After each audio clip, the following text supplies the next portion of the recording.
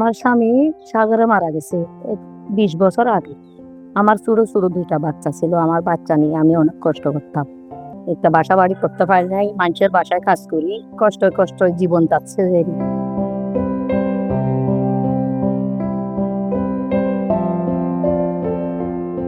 জীর্ণ ঘর, সীমিত আয় আর প্রতিদিনের সংগ্রাম, এভাবেই কাটে কক্সবাজারের অনেক হতদরিদ্র পরিবারের জীবন।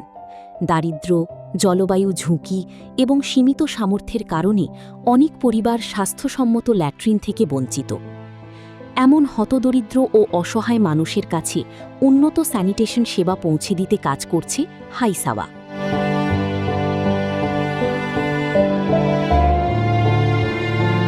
আমার নাম শামসুন নাহার। আমি এই লেট্রিনটা পেয়েছি। আগে খোলা লেট্রিনে পায়খানা করতাম। এখন একদম সুস্থ আছি।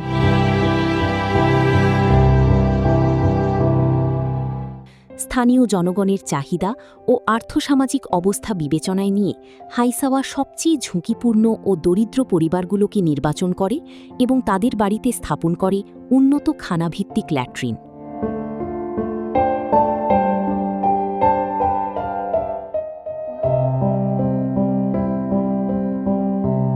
ডেনমার্ক সরকারের অর্থায়নে বাস্তবায়িত আইকার প্রকল্পের আওতায় কক্সবাজার সদর, উখিয়া, টেকনাফ ও রামু উপজেলায় এ পর্যন্ত ১,৫৮৫টি উন্নত খানাভিত্তিক ল্যাট্রিন স্থাপন করেছে হাইসাওয়া।